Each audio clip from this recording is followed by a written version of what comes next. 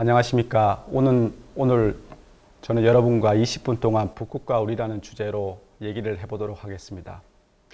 시작하기 전에 여러분 먼저 한번 눈을 감고 북극에 대한 이미지를 한번 떠올려 주십시오. 어떤 이미지가 떠오르십니까? 저는 오늘 여러분께서 떠올린 이미지 중에서 하나를 집어서 같이 얘기를 해보도록 하겠습니다.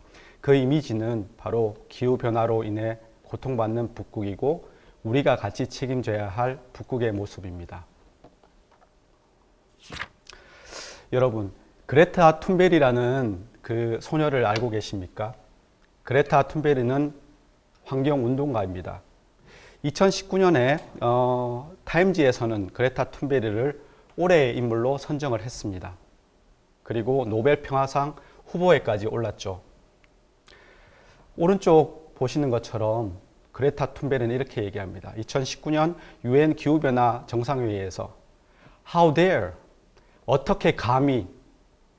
여러분, 왜 그레타 툰베리가 화가 났을까요? 제레드 다이아몬드라고 아십니까? 아주 유명한 학자입니다. 총균쇠라는 책을 써서 우리에게도 널리 알려진 학자인데요. 이 총균쇠라는 책은 왜 북미와 아프리카 원주민들이 이주민에 의해서 유라시아 이주민들에 의해서 추방당하고 그리고 쫓겨나야 됐는지 이런 것을 설명하는 책입니다. 제레드 다이아몬드는 이렇게 얘기합니다. 만약 우리가 지금처럼 이렇게 자원을 낭비하고 환경을 파괴하고 기후변화에 대응하지 않으면 50년 후에 인류는 멸망할 것이다 라고 얘기를 합니다. 그리고 이렇게 얘기합니다. 우리는 알지 못한다. 다만 50년 후에 우리의 후세대가 그 해답을 알 것이라고 얘기를 합니다. 그 말은 지금 우리가 그 책임을 지지 않고 바로 후세대가 그 책임을 진다라는 얘기입니다. 바로 여러분이죠. 오른쪽에 두 개의 화석이 있습니다. 어떤 화석처럼 보이십니까? 위는 우리가 흔히 사용하는 비닐봉지고 아래는 바로 우리가 마시는 물병입니다. 여러분, 우리가 공룡의 화석이 발견되면 이때는 공룡이 살았던 바로 주라기 시대구나 라고 알 수 있듯이 이 화석들이 발견되면 나중에 인류가 멸망되고 인류 이후에 다른 어떤 생명체가 이 화석을 발견하면 얘기할 것입니다. 그 시대에 인간들이 살고 있었구나. 바로 여기 그레타 툰베리가 화가 난 이유가 있습니다. 왜? 당신들이 망쳐놓은 지구와 북극을 왜 우리가 책임을 져야 되느냐? 그래서 오늘 저는 여러분과 한 4가지 정도를 얘기를 하고자 합니다. 현재의 지구와 북극의 모습이고요. 그리고 이 지구가 우리와 그리고 여러분께 어떤 의미를 가지고 있는지, 그리고 지구와 북극을 위해서 우리가 어떤 노력을 해야 되는지 이렇게 말씀을 드리도록 하겠습니다. 먼저 하나뿐인 지구입니다. 당연하죠. 지구를 대체할 수 있는 행성이 없습니다. 그래서 지구가 아프면 바로 우리도 아프게 됩니다. 자, 오른쪽 그림을 한번 보십시오. 오른쪽 그림을 보면 지금 북극곰이 녹고 있는 얼음 때문에 힘들어하고 있습니다. 그런데 지구 다른 편에서는 소가 해수면이 상승돼서 잠긴 그런 땅 때문에 힘들어하고 있습니다. 여러분, 우리 같은 전문가들이 이 분석한 결과에 따르면 만약 해수면이 1m 상승을 하면 전 세계의 저지대 연안이 대부분 잠길 것이라고 얘기를 하고 있습니다. 그러면 제가 퀴즈를 하나 드릴게요. 북극에는 그린란드라는 얼음 땅이 있습니다. 그 얼음 땅이 다 녹으면 몇 미터 정도 해수면이 올라갈까요? 정답은 7m입니다. 만약 7m 해수면이 올라가면 거의 모든 지구상의 도시와 땅들이 잠기게 됩니다. 그래서 지구가 아프면 북극이 아프면 우리도 아프다는 것입니다. 저는 북극 전문가입니다. 그래서 2018년도에 제가 북극에 관련된 국제 컨퍼런스를 개최한 적이 있습니다.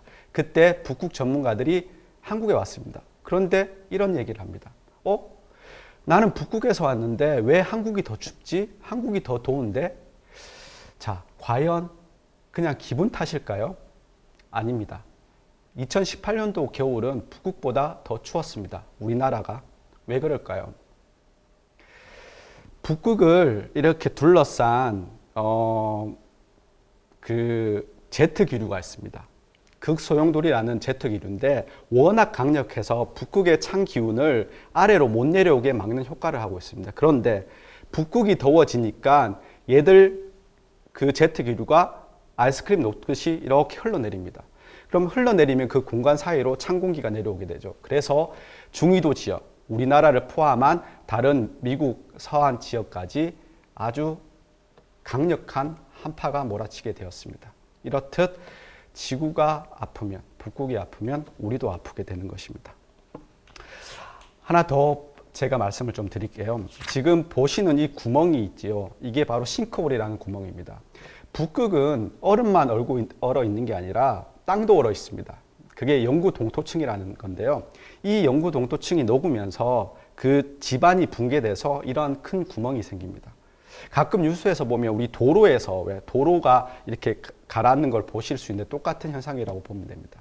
그런데 문제는 이러한 그 영구 동토층이 높고 이러한 그 싱크홀로부터 옛날 그 얼음 속에 갇혔던 동물들의 사체나 아니면은 그 식물들이 썩으면서 발생하는 메탄이나 온실가스들이 배출됩니다.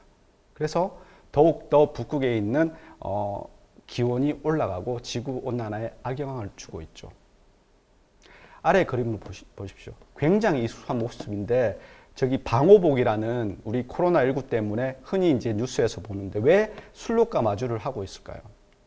바로 이 북극의 영구 동토층이 녹으면서 메탄이나 그런 그 온실가스만 나오는 게 아니라 과거에 존재했던 그런 전염병을 일으켰던 그 병균도 같이 나오게 됩니다. 그래서 2016년도에 이 순록이 수만 마리가 그 탄저균이라는 병균에 감염이 됐어요. 그리고 수천 마리가 죽었고요. 사람도 죽었습니다. 그런데 더 문제는 앞으로 이렇게 북극이 녹아서 땅이 녹으면 그 지하에 우리가 알지 못하는 그런 병균들이 어떤 병균들이 나올지 아무도 모른다는 사실입니다. 그래서 우리가 북극을 지켜야 되는 이유가 되겠습니다. 여러분, 지금 이 그림이 뭘로 보이십니까? 많은 분들이 이 그림을 빙하로 보고 있습니다. 그런데 실제로 보면 바로 바다에 떠 있는 쓰레기 봉투입니다. 2018년도에 내셔널 지오그래픽이라는 아주 유명한 잡지가 있는데요. 그 잡지가 이 바다에서의 그 해양 쓰레기 문제를 심각하다 이렇게 알려주기 위해서 이렇게 표지를 만든 것입니다. 2050년이 되면요. 지금처럼 간다면 바다에 있는 물고기보다 더 많은 쓰레기와 해양 미세 플라스틱이 존재할 것이라는 그런 보고서도 나오고 있습니다. 여러분, 바다에 물을 떴는데 물고기보다 쓰레기가 많아지는 사회가 곧 올 수도 있다는 얘기입니다. 이러한 해양 쓰레기는요, 바다를 통해 가지고 북극으로 이렇게 모이게 됩니다. 그렇다면 북극에서의 해양 쓰레기 문제는 더욱 심각하게 되는 거죠. 그리고 북극해는 대서양과 태평양이라는 큰 대양을 사이에 두고 있습니다. 그래서 양쪽 대양에서 나오는 쓰레기들이 다 북극에 모이게 됩니다. 바로 해양 쓰레기로 고통받는 북극곰입니다.